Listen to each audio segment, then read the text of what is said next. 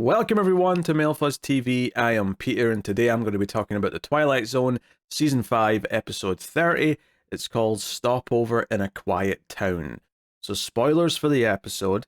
This one is about a married couple who wake up in a strange house and find themselves in a deserted town where there's no people around.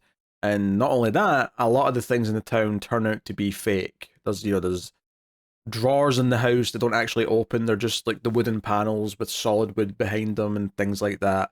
When I first heard of this episode last time, I immediately said, oh, that sounds a lot like the very first episode of the show, right? Where is everyone?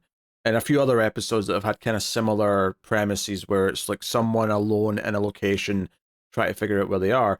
This is a little different because it's a couple of characters rather than just one, but similar enough idea. And there's definitely some familiar beats that play out. In fact, there's even a moment that I think was directly taken from that episode.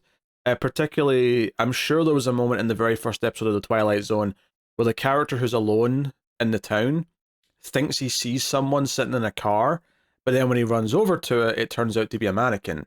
That happens in this episode. It's almost beat for beat in some ways. It's definitely playing kind of a greatest hits thing.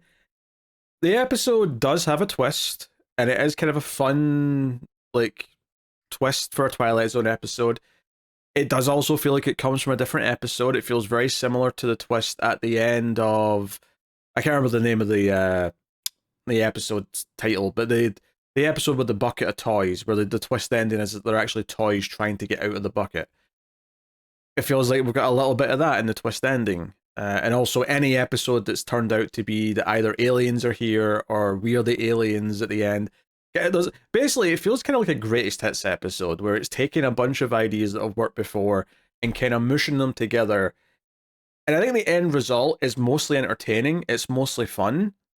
But I'd also say it doesn't really feel like it's saying anything really with its story. It doesn't really feel like it has much of an impact. It does just feels like a bunch of different Twilight Zone episodes that we've already seen kind of put into a blender, and this has been spit out at the other end. An entertaining one, but not really with much depth. I thought what they were going for throughout the episode was the idea that we're kind of examining this married couple and that they're constantly kind of making these little bickering remarks to each other about whose fault it is that they're here. Because the backstory, once they've woken up, and it does a good job of setting in the tone of the episode, because they're in the bed, and when he pulls the cover over, he sits up and he's still wearing a suit, right? He never took his clothes off to go to bed. But then she's also still wearing her dress. And then they realize that they don't know where they are. They don't recognize this house, and the plot progresses from there. They don't know where they are. They don't know how they got here. But she makes these little snipes at him for being too drunk the night before, and she had to drive them home. So he blames her for being here because she was the one driving it, so it's her fault that they ended up here somehow. And she doesn't remember how they got here, she just remembers driving. Eventually she describes something like a strange shadow kind of like overcame the car. She thinks like they might have hit a car or another car might have hit them. And they're constantly making these little snipes at each other about whose fault it is, or about whether or not each of them have a drinking problem or something else. And it kind of felt like maybe the whole idea of this episode is to kind of, for them to examine their marriage and kind of come to kind of some understanding of what their problems are, and maybe by the end they'll learn what they should have appreciated by the end of the story. I don't think it ever really quite hits that point to me. Like, I feel like it's decent enough stuff, and I think the actors are both doing a decent job in the episode. But I would never say I feel like it kind of makes a big point of it by the end. Instead, the twist at the end feels like just kind of a big fun out of nowhere twist. Well, I shouldn't say out of nowhere, because all of the things in the town being fake, even the tree falling over and it turns out it's on a stand, the fact that there's like sort of a metal grate underneath the grass and the lawn. Even he says it's paper mache. It doesn't look like paper mache, but he says it is. That all does signal the ending, right? That does all point to this idea that they're not in a real place. They're actually in a model of a town that's just big enough relative to them to look like the right size, right? Because the twist ending is that a child is playing with them and she's got a model town and they're in the model town, and that this girl and her mother are aliens, and that her father picked her up these pets from Earth, and they're just now a child's plaything. And that's why everything's fake, because it's just literally a model. It's not a real place. So that's fun. I actually, the other thing that I really liked about sort of foreshadowing or teasing that ending is that a big plot point in the back half of the episode is that they get to a train station, and they get on a train which does move. And they're excited because they think they're getting out of the town. They think they're going to finally get back to New York, and they're going to, get back to their jobs and their lives and all the rest of it. And then the sort of the moment of like taking the hope away is that they arrive at the same station they left, which is a very Twilight Zone thing to do. But what I like about this, when we find out what the ending is that this actually makes sense, because if you've got a model town and like a sort of model train set, typically it goes in a circle, right? That's actually something a model train set does. So this actually makes sense that they just went in a circle and came back to the same station because they're on a model town and a model train set. I actually think that's quite inspired. That little detail I quite like. I just never felt like it really got to a point where it gave the characters an ending to their personal story. I suppose you could argue that when they're on their way out of the town and they think they're leaving on the train, them kind of being thankful for each other is the conclusion to their story, because they'll finally stop fighting. Now that they think they're getting out of here, that's it. I just don't know if I ever felt like they really got to like any kind of realization, though. Like, I never felt like neither one of them felt like they learned like what they'd been doing wrong before. It was more just that we're not in a bad mood anymore. We're happy and we're relieved. Let's forget about the fact that we were fighting, rather than the husband being like, "Oh, I realize I've said this, or I provoke this in you, and I've realized that I shouldn't do that," or the wife realizing something similar. It doesn't feel like they actually go through an arc where something changes at the end. They're just happy now because they're getting out, right? But they're not. I mean, obviously, the cruel twist ending is that they're picked up in a big giant hand, and that explains the shadow. Because, and again, I actually liked how this was filmed. It's a fun episode. This is the thing, for all the critiques I'm levying at it. It is a fun episode. It's just not that deep an episode. But you get the big shadow following them down the street, and we don't really know what it is yet. And it's not until the hand comes in and you realize that that's what's making the shadow, is a big hand, and then it's the hand of a child, and that's where we get to the ending. All very fun stuff. The actual bulk of the episode, other than the couple bickering, because that is most of the episode, is them sniping back and forth as they're trying to get out of the town. It's them finding out that a lot of the stuff here is fake. Some of it, like the car that the mannequin was in didn't have an engine, because they try and drive the car, nothing happens, and then he looks under the hood, and yeah, there's nothing there. It's just empty. The drawers in the house, like I said, the tree falls over.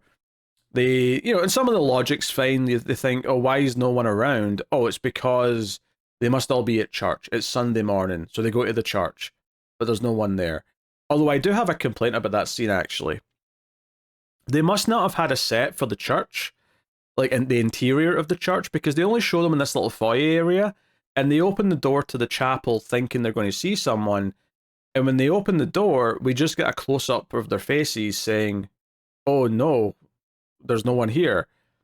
We don't see the room. It felt like, for the dramatic impact of that moment of like the shock that no one's here, should have cut to a wide shot of the room. Like, you should have cut, the moment they see this, you cut to a wide shot. Maybe you hold on their faces a little bit as we're seeing the reaction, we're seeing the shock in their face, and then you cut to the wide shot to show that it's because there's no one here. But they never do that. And it felt like a limitation. It felt like, oh, they just didn't have time to get a set that would look like a chapel, so they just didn't do it. It was kind of a weird moment. It took me out of the episode. I felt like the limitation of it, we just didn't have that shot when there should have been a shot of that. So it's like a minor thing in the grand scheme of things, but it did stick out to me in the moment. Speaking of the set, actually, the entire like location here felt very familiar to me. It wasn't the famous town square, the Hill Valley, Hollywood like backlot set, but this street that the house is on did look very familiar. I'm pretty convinced I've seen this in multiple movies. It would not surprise me if this was even the street that's in The Burbs, which is like a movie from like 1989, you know, a good bit later. It just looked like this typical street that has the same turn up at the end that I feel like I've seen in a bunch of different things. Maybe even on the Twilight Zone episodes, to be honest. Like it looks like one of those locations you've seen a bunch of times in movies because it's a back lot and it's like, you know, they'll redress the houses a little bit, but it's more or less still the same. I was getting that vibe. I was looking to see if we ended up on that famous like town square set, and there is a bit when they're in the car where they might be off to the side of it, but not actually on the main square bit. But I may have just been looking for it because I was thinking about the first episode and was looking for the fun Easter eggs, I suppose.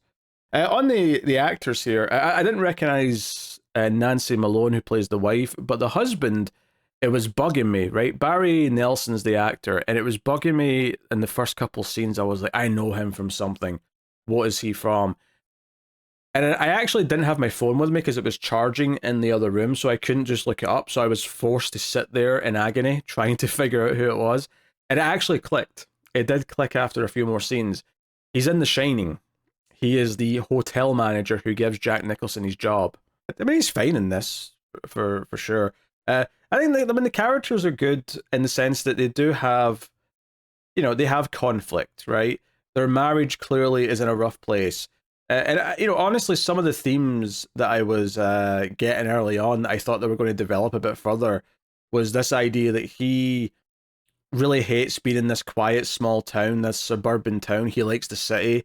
He says, "Oh, you know, at least when you're in the city, you can tell when people are staring at you.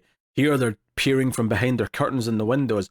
And I thought that was going to be a bigger like theme throughout the episode, was like this fear of being alone. It still fits, I guess, with the idea that they are genuinely alone now forever. But I thought it was going to be like a bigger like idea for them, and maybe a divide between the two characters or whatever. But it never quite became like a big feature of the episode as I thought it was going to be. Was their views in this type of place and wanting to be in a city. It felt like it was more just to give it this sense that they're out of their comfort zone, so that we could have them feeling uneasy and scared that they're never going to get out of here as the episode progressed. I mean, honestly, that's more or less everything I've got, really. Um, like I say, it's a fun, entertaining episode, right? I definitely like it more than the last couple that we've had because it does have good performances. It has a simple premise, even though it's a premise we've kind of done before. The idea that everything in the town, though, is fake, like the squirrel in the tree and stuff like that. If anything, I thought the characters were a little bit silly for not noticing that it wasn't moving earlier, because she's convinced it's real up until she tries to pet it and it falls off the branch. I'm like, it's clearly stuffed. It's clearly just sitting there still. Them discovering all these things that are fake was the extra ingredient, because that was the one thing that felt really different to Where the Hell Is Everyone or the other episodes that have done this kind of premise. That was what made this feel different. It wasn't the post-apocalypse. It wasn't just a deserted town. It's a fake town. So how did we end up here? And the characters do bring up, like, are we dead? Is this the afterlife? Is this some kind of hell? Is that what this is? Like, because it's one of the first things I thought of when she mentions early on maybe a car hit us. It was impossible not to immediately jump to, oh, maybe they're dead. Maybe they died in a car accident, and this is just where they are now. And the characters do address that. Obviously, it goes in a completely different, fun and silly way at the end, where it's like, no, you're abducted by aliens, and you're now the playthings of a giant alien child, which is fun. Again, it's entertaining. I just don't feel like I got like a great like message from it in the way that I do from a lot of great Twilight Zone episodes. So I would say this is a pretty fun, good episode without going the extra level into like being genuinely fascinating.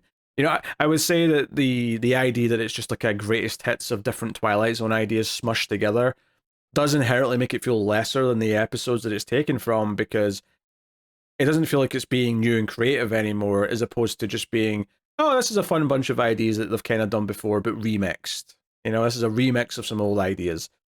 And that's fine, but it's never going to make them feel as special as those episodes, unless maybe it had something really cool and unique to say with like a message by the end. It might have elevated it beyond where it is. But that's my feelings on this episode. If we take a look at what's coming next time, and now that I'm thinking about it, I don't think Rod Serling teased the next episode. I don't think he did. I think he just did his closing narration over the final shots. Actually, on that, this kind of added to the idea that the episode didn't really have anything to say, because Rod Serling came on at the end with his narration and said, "The moral of this story is pretty clear." And I went, "Is it?"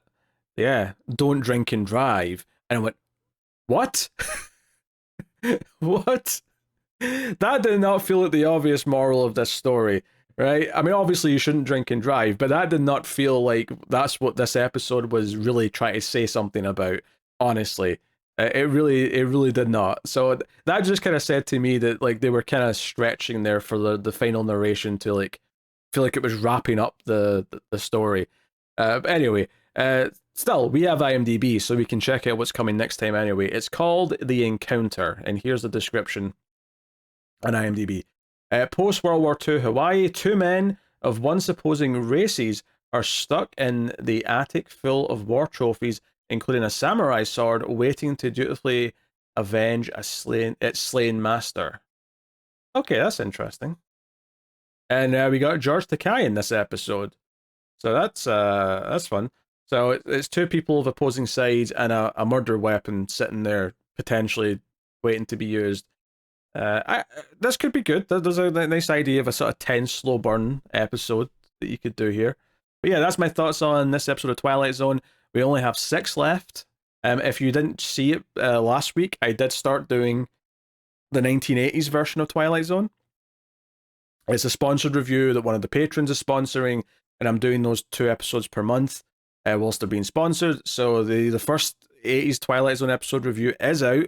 If you want to check that out, you can actually find all the segments from the episodes on YouTube if you want to watch along. So please do. And yeah, but anyway, that is me. So you can support everything over on patreon.com/MailFuzzTV. You can get bonuses over there. But either way, it helps keep all the shows coming, keeps all the reviews coming, helps keep the lights on. So thank you once again for watching or listening. I always appreciate it. Keep watching TV in the Twilight Zone.